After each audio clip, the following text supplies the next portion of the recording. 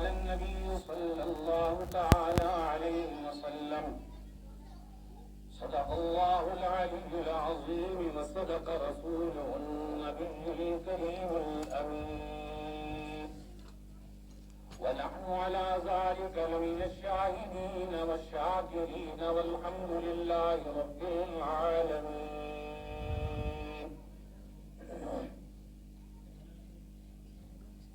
رسول مجتبى محمد مصطفیٰ کہیے، رسول مجتبی کہیے، محمد مصطفیٰ کہیے، خدا کے بعد بس وہ ہیں، پھر اس کے بعد کیا کہیے. شریعت کا ہے اسرار کے ختم الانبیاء کہیں، محبت کا تقاضا ہے کہ محبوب خدا کہیں. جبین و رخ محمد کے تجلی ہی تجلی ہے، جبین و رخ محمد کے تجلی ہی تجلی ہے. جسے شمس الضحیٰ کہیں، جسے بدر الدجا کہیں، جب ان کا ذکر ہو تو دنیا سراپا گوش ہو جائے، جب ان کا ذکر ہو تو دنیا سراپا گوش ہو جائے، جب ان کا نام آئے تو مرحبا صلی اللہ کہیں. حقیقت میں وہ لطف بندگی پایا نہیں کرتے، حقیقت میں وہ لطف بندگی پایا نہیں کرتے، جو یاد مصطفیٰ سے دل کو گرمایا نہیں کرتے. ادب بنیاد طاعت ہے، ادب بنیاد شرط ہے، جو محروم ادب ہے وہ پل پایا نہیں کرتے. جو عاشق ہے وہ گستاخی کا یارا ہی نہیں رکھتے، جو عاشق ہے وہ گستاخی کا یارا ہی نہیں رکھتے. وہ ان کے در پہ خود جاتے، در در پہ ان کو بلوایا نہیں کرتے. ابو بکر عمر عثمان حیدر پھول ہیں ان کے، ابو بکر عمر عثمان حیدر پھول ہیں ان کے، اور ان کے پھول صحرا میں بھی مرجھایا نہیں کرتے. خلافت راشدہ، خلافت راشدہ. إن الله وملائكته يصلون على النبي يا أيها الذين آمنوا صلوا عليه وسلموا تسليما. انتہائی عقیدت، محبت، ادب اور احترام کے ساتھ امام الانبیاء حبیب کبریا جناب محمد رسول اللہ صلی اللہ علیہ وسلم کی ذات اقدس پر ہدیہ عقیدت کا نذرانہ پیش فرمائیں. اللهم صل على محمد وعلى آل محمد كما صليت على إبراهيم وعلى آل إبراهيم إنك حميد مجيد. اللهم بارك على محمد وعلى آل محمد كما باركت على إبراهيم وعلى آل إبراهيم إنك حميد مجيد. يا رب صل وسلم دائما أبدا على حبيبك خير الخلق كلهم.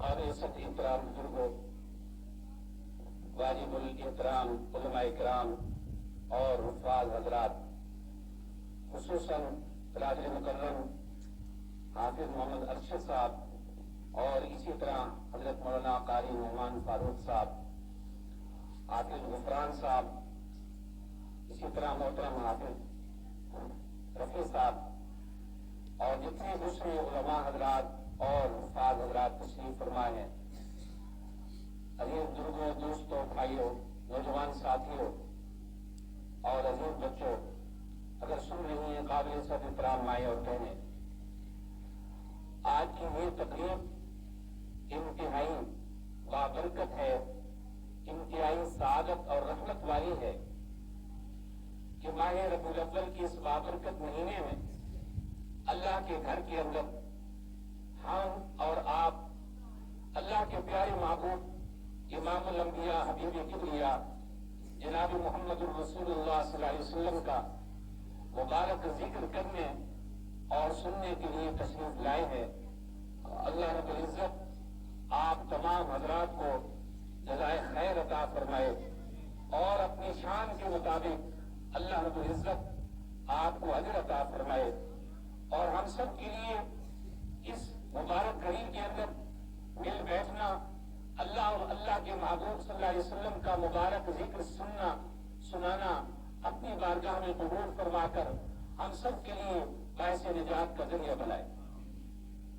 میرے عزیز بزرگوں، دوستوں اور بھائیوں،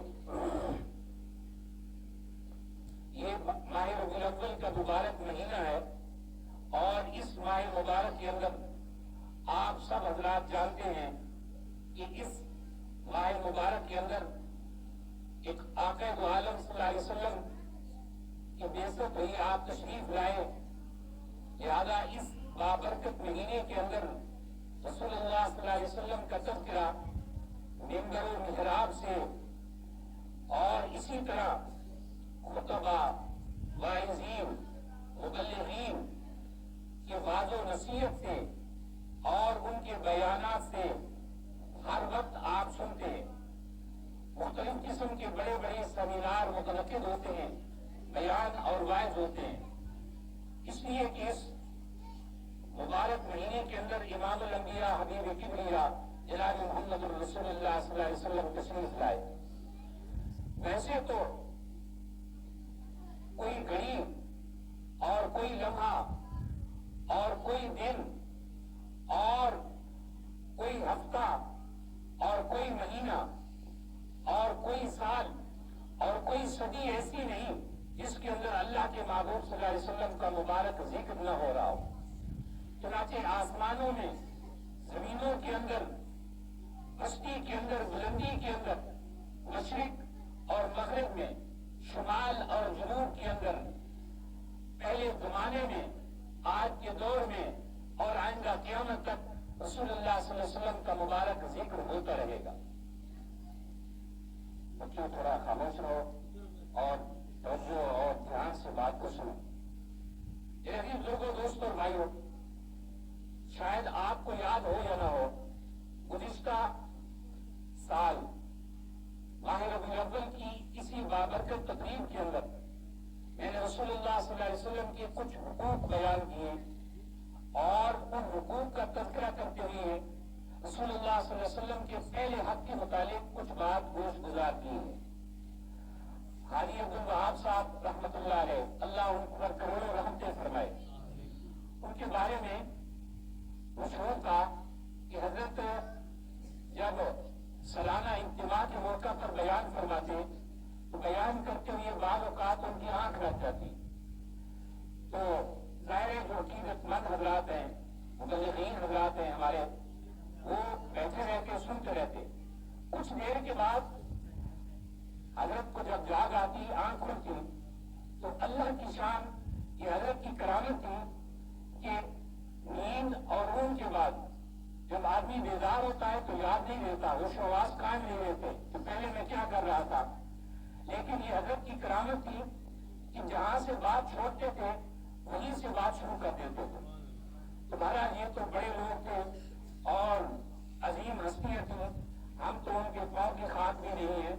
میرے گزشتہ سال کے اندر آپ کے اس بابرکت محفل میں رسول اللہ صلی اللہ علیہ کے حقوق کا ذکر کیا کہ جہاں بھی رشتہ اور تعلق ہوتا ہے، جہاں نسبت ہو، وہاں پر کچھ آپس میں ایک دوسرے کے اوپر کچھ حقوق عائد ہوتے ہیں. جیسے اولاد اور والدین کا ایک رشتہ ہے، استاد اور شاگرد کے درمیان ایک رشتہ ہے، پیر اور مرید کے درمیان ایک رشتہ اور ناطہ ہے. اسی طرح نبی اور امتی کے درمیان ایک رشتہ اور ناطہ ہے. لہذا بحیثیت امتی ہونے کے امام الانبیاء حبیب کبریا جناب محمد رسول اللہ صلی اللہ علیہ وسلم کے ہمارے اوپر کچھ حقوق عائد ہوتے ہیں. ان سارے حقوق کا احاطہ تو نہیں کیا جا سکتا، نہ ان کو بیان کیا جا سکتا ہے. البتہ اجمالی طور پر علماء کرام نے اور بزرگان دین نے چند ایک حقوق لکھے ہیں. ان میں سے پہلا حق ادب کا ہے کہ رسول اللہ صلی اللہ علیہ وسلم کی تعظیم اور توقیر کی جائے، آپ کی ذات کا بھی ادب اور احترام کیا جائے، اور حضور اکرم صلی اللہ علیہ وسلم کی ذات کے ساتھ جن چیزوں کی نسبت اور تعلق ہے ان سب کا ادب اور احترام کیا جائے، ان کی تعظیم اور توقیر کی جائے. رسول اللہ صلی اللہ علیہ وسلم کی ذات کے ساتھ جن چیزوں کی نسبت ہے، اگر ان میں سے کسی چیز کی بھی معمولی توہین کی تو ایمان ضائع اور برباد ہونے کا خطرہ ہے. یہ رسول اللہ صلی اللہ علیہ وسلم کا پہلا حق تھا. میں نے گزشتہ سال ماہ ربیع الاول کی اس بابرکت محفل میں اس پہلے حق کے اوپر مختصر گفتگو کی. رسول اللہ صلی اللہ علیہ وسلم کا دوسرا حق جو بحیثیت امتی کے ہر مسلمان پر عائد ہوتا ہے وہ کیا ہے؟ دوسرا حق رسول اللہ صلی اللہ علیہ وسلم کا حق محبت ہے کہ ہر مسلمان دل و جہاں سے امام الانبیاء حبیب کبریا جناب محمد رسول اللہ صلی اللہ علیہ وسلم کی ذات گرامی کے ساتھ عقیدت رکھے، محبت رکھے. رسول اللہ صلی اللہ علیہ وسلم کی ذات کے ساتھ والہانہ عشق اور محبت ہو. حضرت مولانا یوسف بنوری رحمۃ اللہ علیہ فرمایا کرتے تھے کہ کوئی بھی مسلمان چاہے کتنا ہی گیا گزرا کیوں نہ ہو، کتنا گناہگار کیوں نہ ہو، بے نماز ہو، شرابی ہو، برائی کرنے والا ہو، سود کھانے والا ہو، گناہوں کے اندر لت پت ہو، چاہے وہ کتنا بھی گناہگار ہے، لیکن جس گناہگار مسلمان کے زبان کے اوپر کلمہ طیبہ ہے، رسول اللہ صلی اللہ علیہ وسلم کی نسبت ہے، آقا کا مبارک نام ہے، اس کے سینے کے اندر رسول اللہ صلی اللہ علیہ وسلم کی، اس کے دل کے اندر رسول اللہ صلی اللہ علیہ وسلم کی محبت ہے. یہ تو جہلا کا طریقہ ہے کہ ہم حضور سے محبت کرتے ہیں، فلاں حضور سے محبت نہیں کرتا. میرے بزرگوں اور دوستوں، کوئی بھی امتی جس نے بھی حضور کا کلمہ پڑھا ہے وہ چاہے کتنا ہی گناہگار کیوں نہ ہو، اعمال کے اعتبار سے گیا گزرا ہو، لیکن رسول اللہ صلی اللہ علیہ وسلم کا امتی ہونے کی نسبت سے رسول اللہ صلی اللہ علیہ وسلم کی اس کے سینے کے اندر، اس کے دل کے اندر محبت کا چراغ موجود ہے، حضور کا عشق موجود ہے. یہ الگ بات ہے کہ گناہوں کی جو خاک ہے اور گناہوں کا جو کثافت اور گندگی ہے، اس گناہوں کی کثافت اور گندگی کے اندر محبت کی وہ جو چنگاری ہے اس راہ کے اندر دبی ہوئی ہے. لیکن حضور اکرم صلی اللہ علیہ وسلم کی محبت اور عقیدت بہرحال ہر مسلمان کے دل کے اندر ضرور موجود ہے. آپ دیکھیں کہ دنیا کے اندر جب بھی کوئی بے ادب اور گستاخ اور اسی طرح مغربی ممالک کے اندر جب بھی رسول اللہ صلی اللہ علیہ وسلم کے خلاف کوئی توہین کرتا ہے تو سارے مسلمان اٹھ کھڑے ہوتے ہیں، چاہے مسلمان کتنی گئے گزرے کیوں نہ ہو. لیکن رسول اللہ صلی اللہ علیہ وسلم کی جب نام کی، حضور کے ناموس کی بات آتی ہے تو دنیا کے سارے مسلمان اکٹھے ہو جاتے ہیں، علماء بھی اور ان پڑھ بھی، چھوٹے بھی، بڑے بھی، مرد اور عورت بھی. لہذا رسول اللہ صلی اللہ علیہ وسلم کا ایک حق جو ہے وہ ہے حق محبت کا. اب دیکھیں کہ دنیا کے اندر محبت انسانوں سے لوگ کرتے ہیں، مختلف بنا پر لوگوں سے محبت کی جاتی ہے. قرابت داری کی وجہ سے لوگ کسی سے محبت کرتے ہیں کہ اس کے ساتھ رشتہ داری ہے، میرا تعلق ہے، میرا عزیز ہے، اس لیے وہ مجھے پیارا لگتا ہے. لوگ کسی سے محبت کرتے ہیں اس کی مالداری کی وجہ سے کہ اس کی فیاضی ہے، سخاوت ہے، اس کے پاس مال و دولت ہے. لہذا میں اس کے ساتھ محبت کرتا ہوں. کسی کے پاس عہدہ اور منصب ہوتا ہے, عہدہ اور منصب کی وجہ سے کوئی شخص کسی سے عقیدت اور محبت رکھتا ہے. کسی شخص کے پاس حسن و جمال ہوتا ہے, حسن و جمال کی وجہ سے کوئی شخص کسی پر عاشق ہوتا ہے, اس سے محبت کرتا ہے, اپنی جان نچھاور کرتا ہے. کوئی شخص کسی کے اندر کوئی کمال دیکھتا ہے, کوئی خوبی دیکھتا ہے, کوئی ہنر دیکھتا ہے, علم دیکھتا ہے, اس کے اندر کوئی بھی کمال کسی بھی اعتبار سے دیکھتا ہے تو وہ اس سے عقیدت اور محبت کرتا ہے. دنیا کے اندر بے شمار لوگ گزرے, بے شمار, جن کو ہم جانتے بھی نہیں, جن کا زمانہ ہمارے زمانے سے صدیاں دور ہے. ہمیں ان سے کوئی مالی فائدہ بھی نہیں ہوا, ہماری ان سے کوئی رشتہ داری بھی نہیں ہے, لیکن پھر بھی ہم ان سے محبت کرتے ہیں. آپ دیکھیے, آدم تائی سے محبت کی جاتی ہے اس کی سخاوت کی وجہ سے, اس کی سخاوت کی وجہ سے لوگ اس سے محبت کرتے ہیں, اس لیے کہ وہ سخی تھا. نوشہروان سے لوگ عقیدت اور محبت رکھتے ہیں اس کے عدل و انصاف کی وجہ سے, کہ وہ عدل کرتا تھا, انصاف کرتا تھا, لہذا اس سے عقیدت اور محبت کرتے ہیں. اسی طرح رستم اور اسفن یار کا لوگ تذکرہ بڑے اچھے انداز میں کرتے ہیں اس کی بہادری اور شجاعت کی وجہ سے, کہ وہ بڑے بہادر تھے, بڑے شجاع تھے.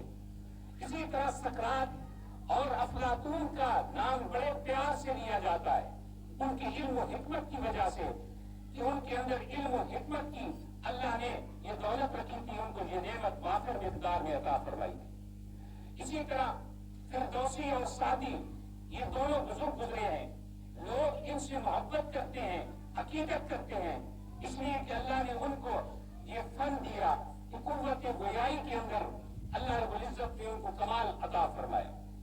اس قوت گویائی کی بنا پر لوگ فردوسی اور سعدی کے ساتھ محبت کرتے ہیں. چنانچہ صوبان کے ساتھ لوگ محبت کرتے ہیں, اس کا نام پیار سے لیتے ہیں, اس کی خطابت کی وجہ سے, طلاقت لسانی کی وجہ سے لوگ اس کے ساتھ محبت اور پیار کرتے ہیں. اسی طرح لغیت اور متنبی کے ساتھ لوگ پیار کرتے ہیں ان کی خطابت, فصاحت اور بلاغت کی وجہ سے. اسی طرح قلوب قطرہ مصرا کی ایک حسین جمیل عورت تھی, لوگ اس کے ساتھ پیار کرتے ہیں, محبت کرتے ہیں. ہیر اور رانجھے کی مثال عشق کی وجہ سے مشہور ہے. دیکھیے, ان سے لوگ عقیدت کرتے ہیں, محبت کرتے ہیں, اس لیے کہ ان کے اندر کمال تھا, ہنر تھا, فن تھا, خوبیاں تھیں. لیکن یہ عام انسان ہے, اور ان انسانوں کے اندر جتنے کمالات اور خوبیاں ہیں وہ ساری ناقص ہیں. اللہ رب العزت انبیاء علیہ السلام کو جو خوبیاں عطا کرتے ہیں, جو کمال عطا کرتے ہیں, وہ کمال ہوتے ہیں, ان میں نقص نہیں پایا جاتا. ہر نبی کو اللہ جو خوبی عطا کرتے ہیں, کمال عطا کرتے ہیں, وہ اتم درجے کا ہوتا ہے, اس میں نقص نہیں پایا جاتا. یہ عزیز بزرگوں, دوستوں اور بھائیوں, اگر کسی انسان کے اندر یہ خوبیاں اور کمالات کی وجہ سے محبت کی جا سکتی ہے, لوگ آتم تائی سے محبت کرتے ہیں اس کی سخاوت کی وجہ سے. میں مانتا ہوں آتم تائی کی سخاوت کو بھی, لیکن آتم تائی کی سخاوت اللہ کے پیارے محبوب صلی اللہ علیہ وسلم کی سخاوت کے مقابلے میں کیا حیثیت اور کیا معنی رکھتی ہے. وہ اللہ کا محبوب پیغمبر جس نے اپنوں کے لیے بھی سخاوت کے دریا بہا دیے, دشمنوں کے لیے سخاوت کے دریا بہا دیے, جس نے انسانوں کو ظاہراً بھی مالا مال کیا, باطناً بھی مالا مال کیا, جس کی فیاضی اور جس کی سخاوت صرف دنیا تک محدود نہیں بلکہ آخرت میں بھی رسول اللہ صلی اللہ علیہ وسلم کی سخاوت سے, رسول اللہ صلی اللہ علیہ وسلم کی فیضیابی سے انسان سیراب ہوتے رہیں گے. جنت میں داخل ہونے تک رسول اللہ صلی اللہ علیہ وسلم کی سخاوت کے لوگ محتاج ہوں گے, آقا کی سفارش کے محتاج ہوں گے. وہ اللہ کا محبوب پیغمبر جس کی سخاوت کے کیا کہنے, جس کی زبان اطہر پر کبھی کلمہ شہادت کے علاوہ لا کا جملہ آیا ہی نہیں, جس نے کبھی یہ نہیں کہا کہ لا نہیں. جب بھی کوئی سوالی اس کے در پہ آیا, رسول اللہ صلی اللہ علیہ وسلم نے اس کو مالا مال کیا، اس کی جھولیاں بھر دی. لہذا اس سخاوت کے مقابلے میں حاتم طائی کی سخاوت کیا معنی رکھتی ہے؟ میں نوشیروان کے عدل کو مانتا ہوں، لیکن نوشیروان کے عدل کے مقابلے میں رسول اللہ صلی اللہ علیہ وسلم کے عدل کا کیا کہنا؟ وہ امام الانبیاء اور اللہ کے محبوب پیغمبر کہ جس نے عرب کے انتقامی اور وحشی درندوں کے ساتھ سالہ سال تک مقابلہ کیا اور عدل کے میٹھے چشمے بہا دیے. رسول اللہ صلی اللہ علیہ وسلم اللہ کے وہ محبوب پیغمبر کہ جنہوں نے فرمایا کہ اگر میری بیٹی فاطمہ رضی اللہ تعالیٰ عنہ نے بھی چوری کی تو میں محمد صلی اللہ علیہ وسلم اپنی بیٹی فاطمہ کا بھی ہاتھ کاٹ دوں گا. اللہ کے محبوب پیغمبر صلی اللہ علیہ وسلم کے یاروں نے کیسر کسرا کی استبدادیت کو ختم کر کے میزان عدل قائم کیا. میرے عزیز بزرگوں، دوستوں، بھائیوں، میں اسفندیار اور رستم کی شجاعت کو مانتا ہوں، لیکن اسفندیار اور رستم کی شجاعت رسول اللہ صلی اللہ علیہ وسلم کے مقابلے میں کیا معنی رکھتی ہے؟ اللہ کے وہ محبوب پیغمبر جو بے سر و سامانی کے عالم میں بغیر اسباب اور وسائل کے اندر اس اللہ کے محبوب پیغمبر نے تنہا ان وحشی عرب کے درندوں کا مقابلہ کیا اور سالہ سال تک رسول اللہ صلی اللہ علیہ وسلم مقابلہ کرتے رہے. میرے عزیز بزرگوں، دوستوں اور بھائیوں، میں سقراط اور افلاطون کی علم و حکمت کو مانتا ہوں، لیکن اللہ کا وہ محبوب پیغمبر باب الحکمہ جس کے فیضان سے سینکڑوں افلاطون اور سقراط جیسے نامور دانشور پیدا ہوئے، میں صوبان کی فصاحت اور بلاغت کو مانتا ہوں، لیکن اللہ کا وہ محبوب پیغمبر جس کی فصاحت اور بلاغت کے سامنے ساری عرب کی دنیا گونگی نظر آئی. اللہ رب العزت نے چیلنج کیا، فاتوا بسورۃ من مثلہ. تم کہتے ہو کہ اللہ کے محبوب پیغمبر نے قرآن کو خود گڑھا، خود بنایا. اب تعالیٰ نے فرمایا تم بھی بڑے فصحا اور بلاغا ہو. اے عرب والو، تمہیں اپنی فصاحت اور بلاغت پہ بڑا ناز ہے. اگر رسول اللہ صلی اللہ علیہ وسلم کے بارے میں تمہارا یہ گمان ہے تو اللہ کے اس کلام کے مقابلے میں ایک چھوٹی سی سورت بنا کر لاؤ. لہذا وہ سارے خم ہو گئے اور سرنگون ہو گئے.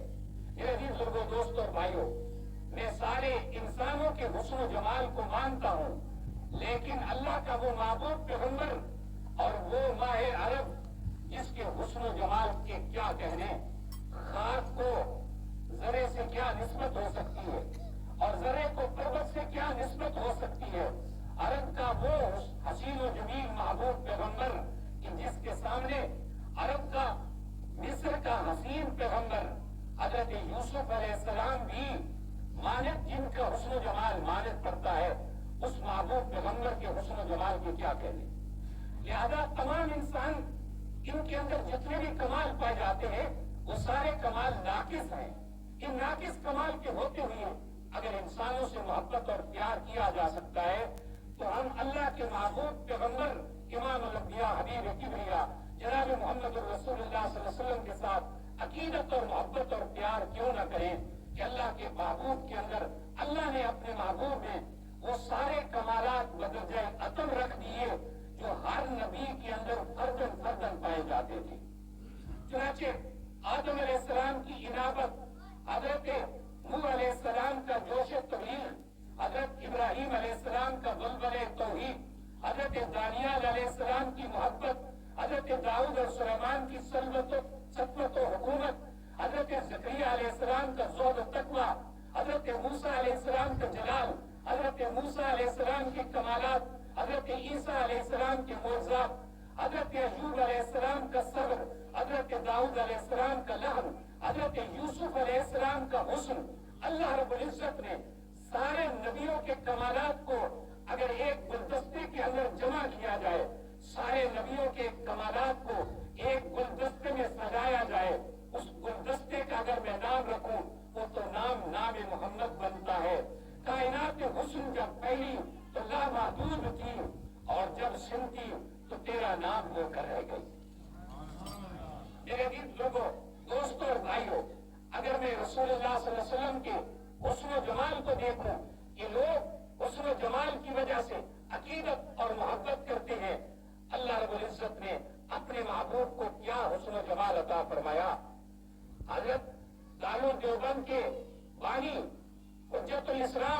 حضرت مولانا قاسم نانوتوی رحمۃ اللہ علیہ عجیب بات فرماتے ہیں کہ جہاں کے سارے کمالات ایک تجھ میں ہے اور تیرے کمال کسی میں نہیں مگر دو چار.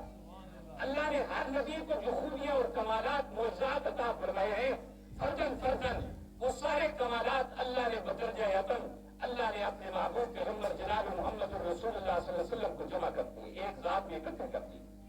ابو الحسن سید ابو الحسن نوری رحمۃ اللہ علیہ ہمارے ختم نبوت کے ایک بہت بڑے بزرگ گزرے مجاہد گزرے. وہ عجیب بات فرمایا کرتے تھے, فرماتے تھے آدم علیہ السلام سے لے کر عیسیٰ علیہ السلام تک اگر میں سارے نبیوں کے کمالات کو جمع کروں اور ان سارے کمالات کو جمع کرنے کے بعد دیکھوں تو حسن محمد بنتا ہے, اور اگر میں حسن محمد کو نکالوں تو حضرات صحابہ بنتے ہیں. سارے انبیاء کے کمالات کو اکٹھا کروں تو حسن محمد بنتا ہے, اور اللہ کے محبوب کے حسن کا نکالو تو سارے صحابہ بنتے ہیں. اللہ نے اپنے محبوب کو عجیب شان عطا فرمائی. سارے جب نبیوں کے کمالات حضور کے اندر جمع فرما دیے تو ہم حضور اکرم صلی اللہ علیہ وسلم کی ذات کے ساتھ عقیدت اور محبت اور پیار کیوں نہ کریں. اسی وقت شاعر نے بڑی عجیب بات کہی, اس میں یوسف دم عیسیٰ ید بیضاداری, اس نے یوسف دم عیسیٰ ید بیضاداری, آنکھ خوبا ہمادارن تو تنہا داری. اللہ کے ولی حضرت شیخ سعدی رحمۃ اللہ علیہ فرماتے ہیں, اے اللہ کے محبوب پیغمبر صلی اللہ علیہ وسلم, اللہ نے ہر نبی کو کمال عطا فرمایا, اللہ نے ہر نبی کو معجزات عطا فرمائے, لیکن اللہ کے محبوب اللہ نے آپ کو عجیب نرالی شان عطا فرمائی ہے کہ معراج میں جبریل سے کہ پوچھتے شاہ امم, معراج میں جبریل سے کہ پوچھتے شاہ امم, تم تو جہاں گئے ہو بتلاؤ کیسے ہیں ہم. اللہ کے محبوب پیغمبر حضرت جبریل علیہ السلام سے پوچھتے ہیں, اے جبریل تو نے تو سارے نبیوں کے زمانوں کو دیکھا, سارے انسانوں کے حسن جمال اور کمالات کو دیکھا, سارے جہان دیکھے, عرش سے لے کر فرش تک تیری پرواز ہے. جبریل سے پوچھتے تھے شاہ امم, تم نے تو دیکھے جہاں تو بتلاؤ کیسے ہمیں ہم. کہنے لگے روح الامین اے معجبی حق کی قسم تیرا نہیں کوئی مماثل اے معجبی. آفا کہا کرتی دے ام میرے بتا ورزی دے ام. اے اللہ کے محبوب, میں نے زمین و سما کو دیکھا, میں نے کون و مکان کو دیکھا, میں نے شجر و حجر کو دیکھا, میں نے شام و سحر کو دیکھا, میں نے خشکی اور تر کو دیکھا, میں نے زمین اور زمان کو دیکھا, میں نے صحراؤں کو دیکھا, گلستانوں کو دیکھا, سورج کی حرارتوں کو دیکھا, چاند کی روحانیت کو دیکھا. اے اللہ کے محبوب, میں نے ستاروں کی کہکشاؤں کو دیکھا, میں نے آدم کے حسن کو دیکھا, کشتی کے اندر نوح علیہ السلام کو سوار ہوتے ہوئے دیکھا, ابراہیم علیہ السلام کو نمرود کے بھڑکائے ہوئے شعلوں کے اندر گل و گلزار ہوتے ہوئے دیکھا. اے اللہ کے محبوب, میں نے یوسف علیہ السلام کے حسن کو دیکھا, میں نے موسیٰ علیہ السلام کے جلال کو دیکھا, میں نے ہارون کے کمالات کو دیکھا, میں نے ایوب علیہ السلام کے صبر و استقلال کو دیکھا, اسماعیل علیہ السلام کے ایثار کو دیکھا. اے اللہ کے محبوب, آفاقہ گردیدے ہم میرے بتا ورزیدے ہم, بسیار خوبا اما تو چیزیں دیگری. اے اللہ کے محبوب, اللہ نے جو آپ کو شان عطا فرمائی, جو آپ کو کمال کمالات عطا فرمائے ہیں، وہ خوبیاں عطا فرمائی ہیں، میں نے آدم علیہ السلام سے لے کر عیسیٰ علیہ السلام تک لم ارا احدا اشرف احسن اجمل من محمد صلی اللہ علیہ وسلم. مجھے رب العالمین کی ذات کی قسم، میں نے وہ خوبیاں، وہ کمالات عیسیٰ علیہ السلام، آدم علیہ السلام سے عیسیٰ علیہ السلام تک کسی ایک نبی میں وہ خوبیاں، وہ کمالات نہیں دیکھے. اے اللہ کے محبوب، جو اللہ نے آپ کی ذات کے اندر جمع فرما دی. نعرہ تکبیر، شان محمد مصطفیٰ، شان محمد مصطفیٰ، شان صحابہ، تاجدار ختم نبوت، خلافت راشدہ، خلافت راشدہ. میرے بزرگوں، دوستوں، بھائیوں، اگر کسی شخصیت کے ساتھ کمالات اور خوبیوں کی وجہ سے، حسن و جمال کی وجہ سے اور کمالات کی وجہ سے عقیدت اور محبت رکھی جا سکتی ہے، تو وہ ذات اگر اس لائق اور قابل ہے تو امام الانبیاء حبیب کبریا جناب محمد رسول اللہ صلی اللہ علیہ وسلم کی ذات مبارکہ. قرآن کریم کے اندر اللہ رب العزت نے ارشاد فرمایا، قل ان کان آباؤکم وابناؤکم واخوانکم وازواجکم وعشیرتکم واموالکم. اللہ رب العزت نے دنیا کی ساری مادی نعمتوں کا ذکر کیا ہے. انسان کا دنیا کے اندر جن جن چیزوں کے ساتھ تعلق ہے، رشتہ ہے، محبت ہے، عقیدت ہے، ہر انسان کے دل کے اندر یہ چیزیں فطرتی طور پر اللہ رب العزت نے ڈال دی. انسان اپنے عزیزوں، رشتہ داروں، والدین کے ساتھ، بیوی بچوں کے ساتھ محبت کرتا ہے، مال کے ساتھ محبت کرتا ہے، جانوروں کے ساتھ محبت کرتا ہے، سونے اور چاندی، ہیرے اور جواہرات کے ساتھ محبت کرتا ہے، عہدے اور منصبوں کے ساتھ محبت کرتا ہے، پیار کرتا ہے. آپ دیکھتے ہیں کہ ان عہدوں اور منصبوں کی وجہ سے کتنے خاندان لڑتے لڑتے تباہ و برباد ہو گئے، لیکن آج تک ان کے دلوں سے یہ ہوس ختم نہیں ہوئی. یہ فطرتی طور پر اللہ رب العزت نے ان چیزوں کی محبت ڈال دی. لیکن حق تعالیٰ نے فرمایا ان چیزوں سے محبت کرنی ہے، لیکن ایک درجہ محبت کرنی ہے. اگر ان چیزوں سے محبت تمہاری بڑھ گئی، اللہ اور اس کے رسول کی محبت سے اور اللہ کے دین سے یہ ان چیزوں کی محبت بڑھ گئی، تو حق تعالیٰ نے فرمایا فَتَرَبَّصُوا حَتَّىٰ يَأْتِيَ اللَّهُ بِأَمْرِهِ. پھر تم اللہ رب العزت کے عذاب کا انتظار کرنا. آج ہر شخص دنیا کی ان چیزوں کے اندر منہمک اور پھنسا ہوا ہے. وہ مال و دولت کی ہوس کے اندر پھنسا ہوا ہے. صبح سے لے کر شام تک وہ مال کمانے کی ہوس میں لگا ہوا ہے. بس اس کے ذہن کے اوپر ایک ہی فکر سوار ہے کہ میں دنیا میں مال کمانے کے لیے آیا. 60 70 80 90 سال ہو گئے، خود مال کماتے کماتے اولادیں مال کما رہی ہیں، لیکن مال کی محبت دل سے جاتی نہیں. رسول اللہ صلی اللہ علیہ وسلم نے فرمایا کل امتی فتنۃ وفتنہ امۃ المال. اللہ نے ہر امت کے لیے کوئی نہ کوئی فتنہ اور آزمائش رکھا. میری امت کے لیے سب سے بڑا فتنہ جو ہوگا وہ مال ہوگا. آپ دیکھتے ہیں کہ دنیا کے اندر جتنے بھی اکثر گناہ ہوتے ہیں، قتل و غارت گری ہوتی ہے، فتنہ اور فساد ہوتا ہے، جھگڑے ہوتے ہیں جائیداد کے مسئلے پر، اور بھی کئی معاملات ہیں، ان کے پس پردہ آپ دیکھیں گے تو مال کی محبت کا برمار ہوگی. اس مال کی محبت کی وجہ سے انسان کہاں سے کہاں تک پہنچتا ہے، یہاں تک کہ وہ درندہ بن جاتا ہے. اسی طرح اعزا اقارب رشتہ دار ہیں، ان کے ساتھ ایک درجہ محبت کرنا یہ ثواب ہے، اجر ہے، عبادت ہے.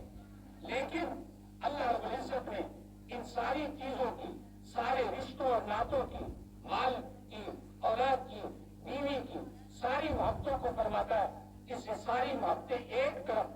لیکن اللہ اور اس کے رسول کی محبت کا جب تقاضا ان چیزوں سے ٹکرائے تو ساری محبتوں کو پیچھے کر دو، اللہ اور اس کے رسول کی محبت کو آگے کر دو. حضرات صحابہ کرام نے ایسا کیا اور ہمارے لیے مثال بن گئے اور دکھا دیا کہ ساری دنیا کے مقابلے میں اللہ اور اس کے رسول کی محبت کو کس طرح سینے لگایا جاتا ہے. حق تعالیٰ نے فرمایا النبی اولیٰ بالمؤمنین من انفسہم. اے مومنو، رسول اللہ صلی اللہ علیہ وسلم کی ذات تمہاری جانوں سے بھی زیادہ قریب ہے اور تمہیں زیادہ محبوب ہونی چاہیے. حضرت سعد بن ابی وقاص رضی اللہ تعالیٰ عنہ حضور صلی اللہ علیہ وسلم کے نامور صحابی ہیں. ان کے بارے میں آتا ہے کہ جب انہوں نے کلمہ پڑھا، مسلمان ہوئے، حضور کے ساتھ دامن وابستہ ہوا، تو ان کی والدہ محترمہ काफिरा थी, मुशरिका थी।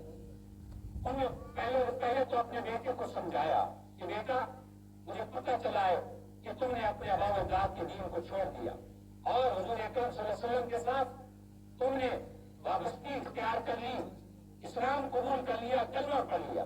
हज़रत साद बिन अबी वक़ास ने कहा, हाँ, मैंने हुजूर का कलमा पढ़ लिया है और हुजूर अकरम सल्लल्लाहु अलैहि वसल्लम के दामन के साथ वाबस्ता हो गया।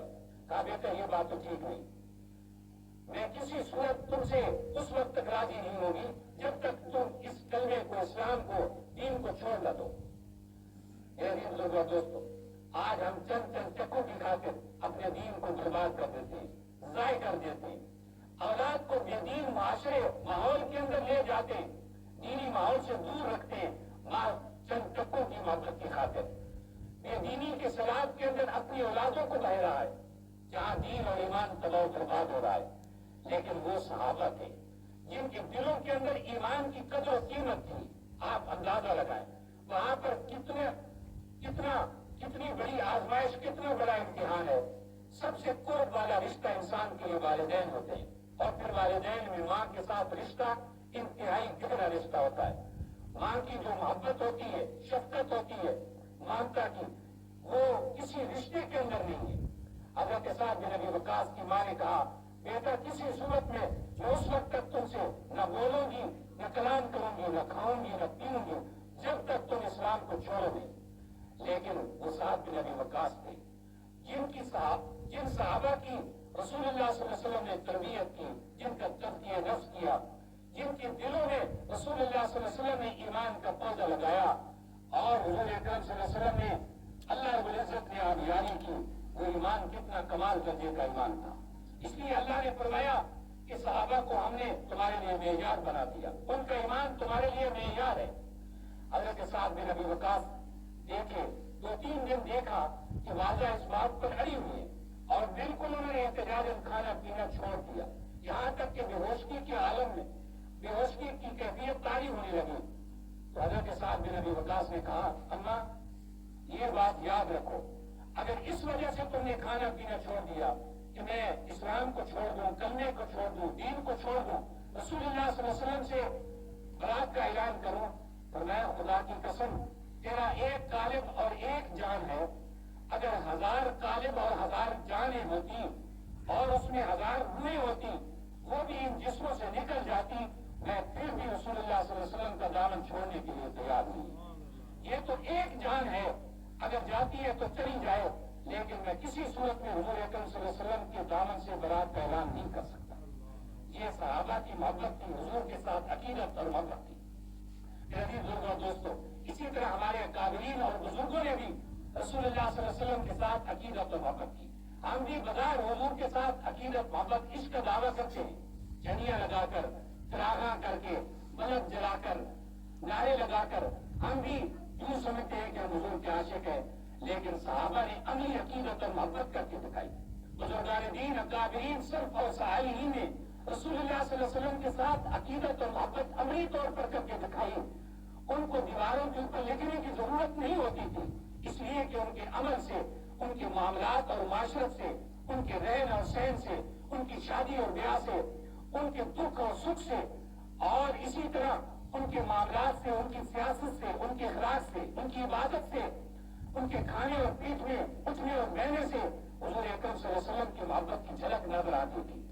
हज़रत मौलाना गौस हज़ारी रहमतुल्लाह अलैह हमारे बहुत बड़े बुजुर्ग गुजरे हैं, उनका मुख्तसर वाक़या करके अपनी बात को खत्म करता हूँ। इन बुजुर्गों का हुजूर के साथ कैसा मोहब्बत थी, कैसा रिश्ता था, कैसा ताल्लुक था। हज़रत मौलाना गौस हज़ारी रहमतुल्लाह अलैह, ये हमारे बहुत बड़े बुजुर्ग गुजरे। मौलाना गौस हज़ारी रहमतुल्लाह अलैह मुजाहिद खत्म नबूवत थे। हजरत को किसी ने पैगाम दिया, इत्तला दी कि हजरत हमारा फलां इलाका है, उस इलाके के अंदर कादियानी है और वो मुसलमान, सादा लोग मुसलमानों के अकीदे के ऊपर डाका डाल रहे हैं और उनको पैसे देकर, लालच देकर, रिश्ते कर लालच देकर, पैसे देकर उनको कादियानी बना रहे और गुमराह कर रहे हैं। खुदारा, हमारे पास कोई आलिम नहीं, कोई बुजुर्ग नहीं, कोई रहनुमा नहीं है, लोग बेचारे सादे हैं, गुमराह हो रहे हैं और ईमान बर्बाद कर रहे हैं, बेच रहे हैं। आप खुदारा आइए और लोगों को समझाइए अकीदे खत्म नबूवत और लोगों को बताएं کہ ختم نبوت کی کیا اہمیت اور عظمت ہے اور قادیانیوں کے بارے میں لوگوں کو آگاہ کرے۔ مولانا غوث حدانی رحمۃ اللہ علیہ کے لیے بڑی آزمائش تھی۔ ویسے تو حضرت ہر وقت دعوت اور تبلیغ کے مشن پر ہر وقت تیار رہتے تھے صبح شام، لیکن اس وقت بڑی آزمائش تھی۔ گھر کے اندر آپ کا چھوٹا بیٹا زین العابدین انتہائی علالت بیماری کے اندر اور انتہائی سخت قسم کی علالت اور بیماری تھی۔ آپ پریشان تھے، لیکن اس عالم میں بھی حضرت نے فرمایا کہ ٹھیک ہے۔ گھر والوں نے کہا حضرت آپ کچھ رحم کریں، آپ کا معصوم چھوٹا بیٹا ہے، انتہائی سخت علیم ہے اور بالکل آخری حالت کے اندر ہے، شاید یہ اس کی آخری زندگی کی علامات نشانی اور قیمتی گھڑیاں ہوں، شاید آپ بیٹے کو اس کے بعد نہ دیکھ سکے۔ حضرت نے فرمایا جو کچھ بھی ہو، لیکن چونکہ میرے محبوب صلی اللہ علیہ وسلم کی ایمان، عقیدت، ناموس کا مسئلہ ہے، لوگوں کے ایمان خراب ہو رہے ہیں، اس لیے میں اپنے بیٹے کو چھوڑ سکتا ہوں، لیکن رسول اللہ صلی اللہ علیہ وسلم کی جو ناموس کا معاملہ ہے اس کو ترک نہیں کر سکتا۔ حضرت چل پڑے۔ علماء نے لکھا کہ حضرت ابھی اڈے کے اوپر پہنچے تھے کہ بیٹا فوت ہو گیا، روح پرواز کر گئی، لوگ دوڑتے ہی حضرت کے پیچھے پہنچے۔ آپ گاڑی میں سوار ہونے والے تھے، بتانے والوں نے بتایا کہ حضرت آپ کا بیٹا فوت ہو گیا ہے، معصوم لخت جگر دنیا سے چلا گیا، اس کی روح پرواز کر گئی ہے، خدا آپ واپس آئیں، اس کا کفن دفن کریں، نماز جنازہ پڑھائیں۔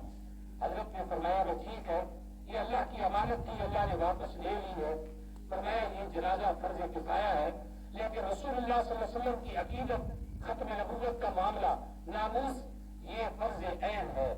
یہ فرض کفایہ تو شاید میرے دوسرے رشتہ دار بھی ادا کر دیں گے، لیکن حضور اکرم صلی اللہ علیہ وسلم کی جو عقیدت، ختم نبوت اور ناموس کا معاملہ ہے، شاید وہ میرے علاوہ وہاں کوئی پورا نہ کر سکے، لہٰذا میں اپنے اس بیٹے کی عقیدت اور محبت کو اللہ کے محبوب صلی اللہ علیہ وسلم کی محبت پر قربان کر سکتا ہوں، لیکن میں واپس نہیں آ سکتا۔ آپ اندازہ فرمائیں، بات کرنی تو آسان ہے، واقعات سنانے، بیان کرنے یہ ہمارے لیے آسان ہے، لیکن میرے بزرگوں، دوستوں اور بھائیوں، آپ ایک منٹ کے اندر اپنے دل کے اندر گہرائی سوچیں، تصور کریں کہ ہم اور آپ کہاں ہیں، ہمارا حضور اکرم صلی اللہ علیہ وسلم کے ساتھ رشتہ، ناطہ، تعلق کیسا ہے۔ اللہ رب العزت کی بارگاہ میں دعا ہے حق تعالیٰ سبحانہ و تقدس ہمیں صحیح معنوں میں حضور اکرم صلی اللہ علیہ وسلم کے ساتھ عقیدت، محبت، وابستگی اور ان کی اتباع نصیب فرمائے، اور رسول اللہ صلی اللہ علیہ وسلم کی جو مبارک زندگی ہے، حضور اکرم صلی اللہ علیہ وسلم کی جو مبارک تعلیمات ہیں، آج مسلمان ان سے دور ہو رہے ہیں۔ آج دنیا کے اندر جتنی آفات آ رہی ہیں، سیلاب کی صورت میں، پریشانیوں کی صورت میں، تو یہ سب ہمارے گناہوں کا نتیجہ ہے۔ حضور اکرم صلی اللہ علیہ وسلم کی سنتوں سے، آقا کی مبارک تعلیمات سے بغاوت کی نشانیاں اور علامات ہیں۔ اللہ رب العزت ہم سب کو رسول اللہ صلی اللہ علیہ وسلم کے ساتھ سچی عملی عقیدت، محبت ہمارے دلوں میں جاگزین فرمائے۔ آپ حضرات کا اور تمام ساتھیوں کا یہ اللہ کے محبوب صلی اللہ علیہ وسلم کی مبارک محفل جو آپ نے منعقد کی